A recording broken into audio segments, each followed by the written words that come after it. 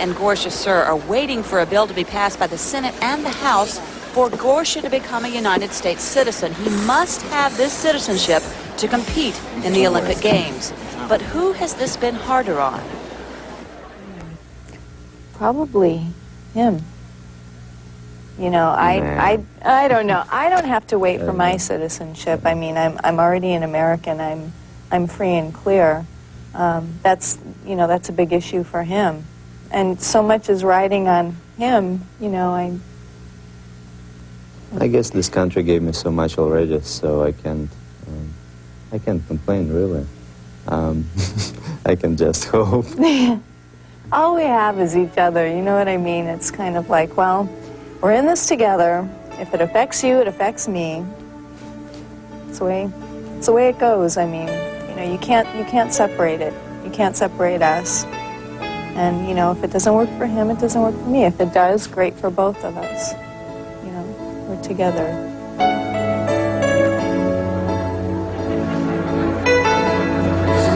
Roca and Gorsha serve.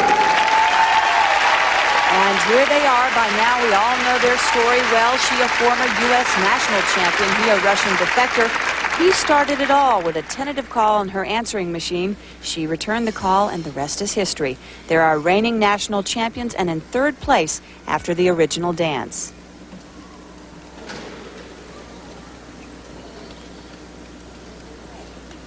He, incidentally, is the first non-American citizen to win a U.S. title.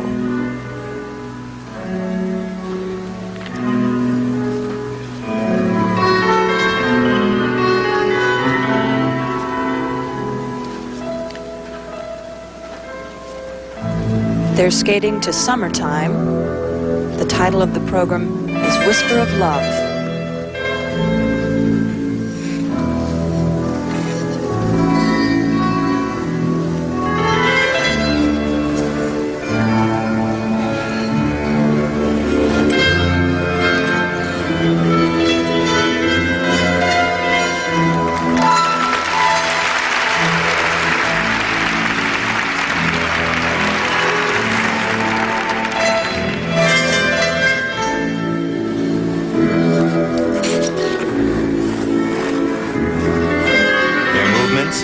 Complicated, difficult, interesting like this one, striking.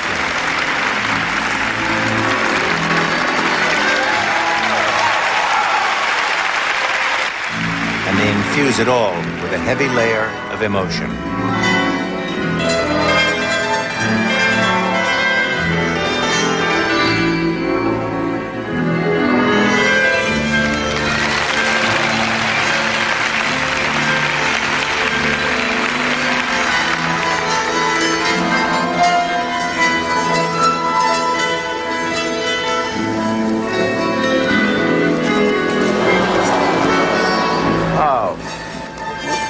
Unfortunately, he just caught his heel right there on that barrier.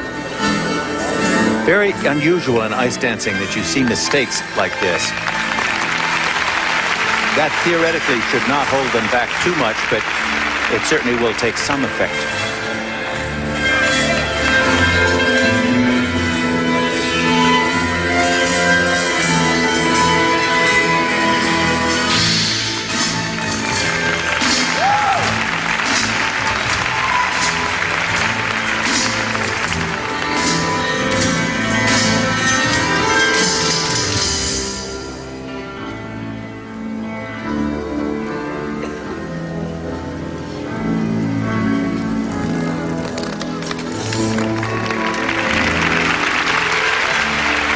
This entire program was created on the floor and then transferred to the ice.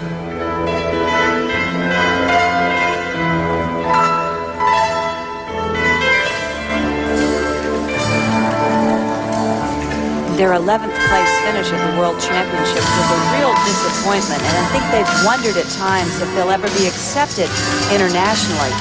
Incidentally, 6 of the 9 judges from the world panel that judged that performance in Prague were suspended.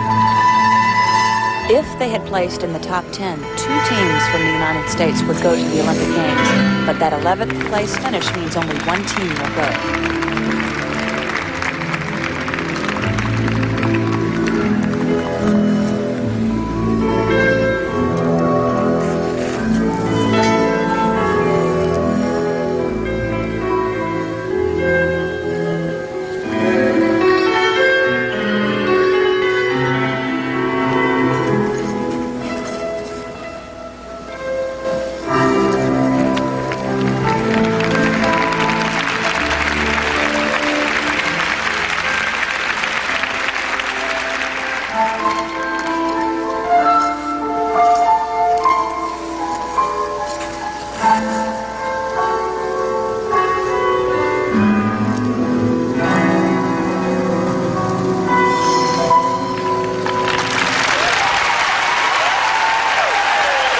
a very interesting combination of influences in their skating. You see some of the rather unique moves that the Duchenets have promoted.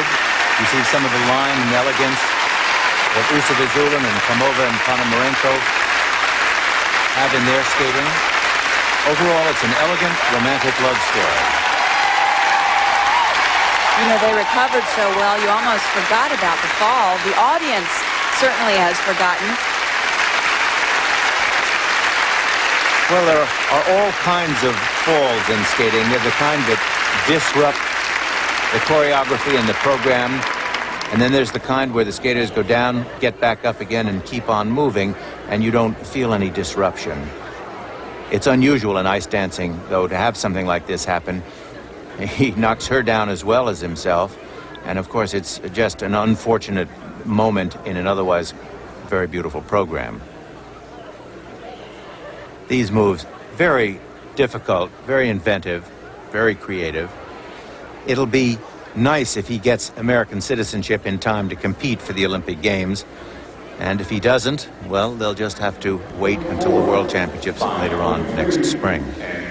And here are the marks for technical merit. They ranged from a low of 5.0 to a high of 5.4. And the marks for artistic impression much higher, from 5.4 to 5.8. And those marks clearly are not good enough to pull them up over Simicek and Mretsova. Frankly, I think their program was far more interesting, far more striking than the Czech couples was. But that's the world of ice dancing. And coming up, the leaders of this competition, Sophie Mongnat and Pascal Lavanchy of France.